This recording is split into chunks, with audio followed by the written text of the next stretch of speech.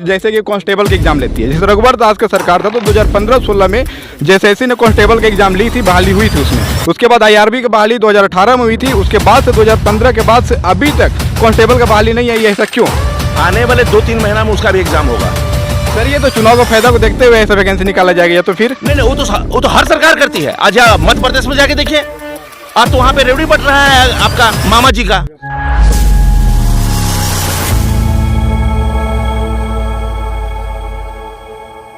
Sir सल्तान Pargana के अंदर बहुत से लोगों के पास 1932 के खतियान नहीं है, उसको कैसे देखते हैं आप? नहीं, उसमें काम चल रहा है, उसका स्कूटनी हो रहा है। सर पहले आप संथाल परगना में जनगणना करिएगा तब तो पता चलेगा कि 1932 को कौन लोग हैं वहाँ। देखिए, सीएनटी और एसपीटी जब लागू हुआ ना तो संथाल परगना टेनेसी एक्ट और छोटानागपुर परगना टेनेसी एक्ट, ठीक है, सीएनटी एसपीटी एक्ट, उसी के तहत में कुछ ऐसे जमीन डिस्प्यूट्स हैं, उसका निराकरण आने वाले समय में होगा। वो 5% 10% उसको मत देखिए, समग्र रूप से जो हमारा 72,000 स्क्वायर किलोमीटर में झारखंड है, वहाँ पे हमारे आदिवासी और मूलवासी के जमीन को कैसे प्रोटेक्ट करना है ये हमें सोचना होगा, और हमारे जो वर्तमान सरकार उसको सोचना होगा। और अभी हमारी जो वर्तमान सरकार सोच रही है। सर आपकी वर्तमान सरकार चुनाव से पहले बहुत सारी चीज़ें घोषणाओं की थी, जैसे कि 1 रुपया में जेपीएससी और जेएसएससी का फॉर्म भराएगा। सर 1 रुपया में अभी तक जेएसएससी का फॉर्म क्यों नहीं भरा है? जेएसएससी की वैकेंसी क्यों नहीं आ रही है? कुछ टेक्निकल कारण हो सकते हैं, लेकिन मैं आपको एक चीज बताना चाहता हूँ। सर लगभग 4 साल सरकार को हो चुके हैं, अभी तक वैकेंसी नहीं आएगी, तो फिर सरकार जाने के बाद वैकेंसी आएगी क्या? आपको मैं जानकारी दे देता हूँ कि पिछले सरकार जो 5 साल थी, जेपीएससी का एक भी रिक्रूटमेंट नहीं हुआ। ये सरकार वर्तमान सरकार के विषय में बता रहा हूँ कि 2019 में जब सरकार बनी, उसके बाद 2020 में 21 में हमारा जेपीएससी का रिक्रूटमेंट हुआ, और अभी 6ठा जेपीएससी या 7वां जेपीएससी पास करके और अभी वो लोग जॉब कर रहा है। सर वो तो जेपीएससी के रैंक में अगर आप देखा जाए तो अधिकतर मध्यम वर्ग के लोग सिलेक्शन होते हैं, पर जेएसएससी जो एग्जाम लेती है, जैसे कि कांस्टेबल के एग्जाम लेती है, जैसे रघुवर दास का सरकार था तो 2015-16 में जेएसएससी ने कांस्टेबल के एग्जाम ली थी, बहाली हुई थी उसमें। उसके बाद आईआरबी की बहाली 2018 में हुई थी, उसके बाद से 2015 के बाद से अभी तक कांस्टेबल का बहाली नहीं आई। ऐसा क्यों? आने वाले 2-3 महीना में उसका भी एग्जाम होगा। सर ये तो चुनाव का फायदा को देखते हुए ऐसा वैकेंसी निकाला जाएगा, या तो फिर नहीं, वो तो हर सरकार करती है। आज मध्य प्रदेश में जाके देखिए, आज तो वहाँ पे रेवड़ी बट रहा है आपका मामा जी का। सर राजस्थान के अंदर भी तो 20 लाख फोन बांटे जा रहे हैं। सिंपल सी बात है, सरकार चाहेगी कि दोबारा हम सत्ता में, क्यों नहीं करेगी। तो सर जब सरकार आती है के बाद तुरंत काम क्यों नहीं करती है? चुनाव जब नजदीक आता है तब सरकार काहे के लिए काम करती है? आपको एक बात बताना चाहते हैं कि जो हमारी वर्तमान सरकार है झारखंड में, जो कांग्रेस और जेएमएम का है, आपको एक चीज बता दूं कि यहाँ पे जो हमारा 5 मूलभूत जो हमारा चीज है, पानी, बिजली, सड़क, एजुकेशन, हेल्थ, इसमें जबरदस्त काम हो रहा है। और सर एजुकेशन हेल्थ में जबरदस्त कैसे काम हो रही है? सर झारखंड के वित्त मंत्री मानदर बांट रहे हैं अभी तक। सिंपल सी बात है, हमारा रिलीजन है, हमारी संस्कृति है, और हमारी संस्कृति को बूस्टअप करना हमारा कर्तव्य बनता है, तो क्यों नहीं मानदर बांटेंगे?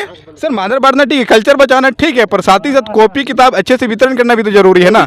वो भी कॉपी किताब सब कुछ दिया जा रहा है, सर आपको जानकारी नहीं है। हर स्कूलों में कॉपी दिया जा रहा है, ड्रेस दिया जा रहा है। आपको एग्जाम्पल मैं बताना चाहता हूँ, हमारे मंत्री महोदय, हमारे राज्यसभा सांसद धीरेन्द्र प्रसाद साहू जी ने ही खुद उद्घाटन किया था। जाके किसको ब्लॉक में जाके देखिए, आज वहां पे कम से कम 200 लोग आज रोजगार प्राप्त किए हैं, सिलाई कढ़ाई का काम कर रहे हैं, और उनका सिलाई कढ़ाई के माध्यम से स्कूल में जाकर उन ड्रेस को दिया जा रहा है, और ग्रामीण बच्चों को ड्रेस प्राप्त हो रहा है, और इससे सरकार की रेवेन्यू भी बच रही है। जो वहां पे अभी तक उन लोगों को लाभ नहीं मिला, बहुत सारे जो आपके मीडियोकर लोग थे वो लोग हट गए हैं, डायरेक्ट अब लोग वहां ड्रेस प्राप्त कर रहा है। गरीब के बच्चे, जो गरीब के स्टूडेंट है, गरीब के बच्चे हैं, उन लोगों के साथ शिक्षा के क्षेत्र में भेदभाव क्यों हो रहा है?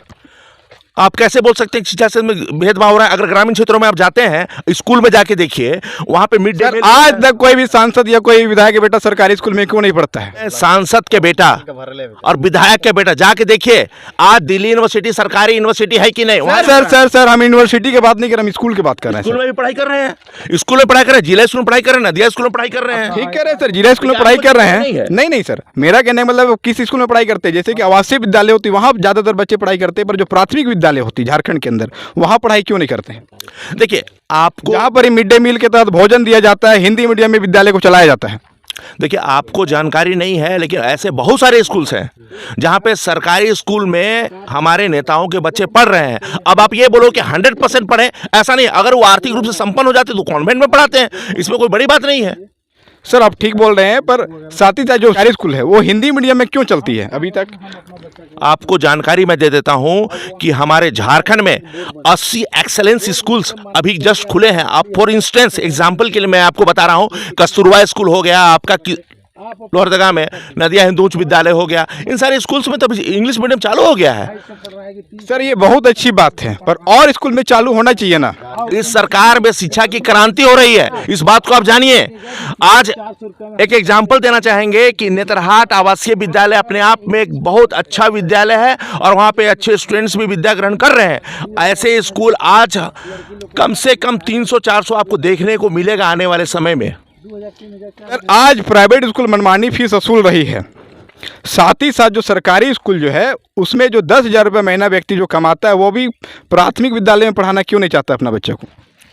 मैं तो आपको बता रहा हूं कि जो नेता आर्थिक रूप से संपन्न हो गया है वो चाहता है कि हम अच्छे स्कूल में पढ़ाए तो पढ़ा, लेकिन आपको बता रहे जो सर आप मान रहे हैं, आप इसका मतलब मान रहे हैं कि सरकारी स्कूल चौपट है? नहीं, एक मिनट मैं बता रहा हूं। आप बोले कि जो सक्षम है वो अच्छे स्कूल में पढ़ा रहे हैं। मेरे को बोलने नहीं दे रहे हैं। मैं आपको एक चीज बता रहा हूं, आपको जानकारी नहीं है नेता आप किसको बोलते हो। एक मेरा वार्ड का भी जो है ना व्यक्ति, वो भी एक नेता है, और जाके पूछिए, आपको पता है, आपको जानकारी होना चाहिए कि आज पंचायती राज आने के बाद पूरे भारतवर्ष में 32 लाख जनप्रतिनिधि हैं और स्वर्गीय राजीव गांधी की ये सपना था कि पावर का डिसेंट्रलाइजेशन किया जाए, और वो भी हमें देखने को मिलता है। ऐसे में जिला परिषद, हमारे जिला परिषद के हमारे उपाध्यक्ष महोदय विनोद जी आज संविधान संशोधन करके हमारा पंचायती राज लागू हुआ और पंचायती राज से आज 32 लाख लोग जनप्रतिनिधि हैं। और आपको जानकारी भी दे दूं, यहाँ 66 हमारे पंचायत हैं और उस 66 पंचायत में जो ग्रामीण हमारे जो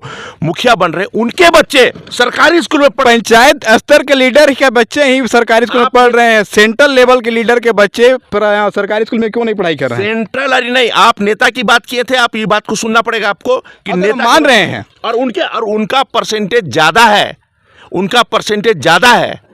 नेताओं के बच्चों का सरकारी स्कूल में पढ़ने का परसेंटेज ज्यादा है, आप जानकारी प्राप्त कर सकते हैं। जैसे कि आप लोगों ने सुना, हमारे साथ बात करने के लिए भी किस्को प्रखंड के जिला परिषद सदस्य संदीप कुमार जी थे। जय हिंद, जय भारत, जोहार झारखंड।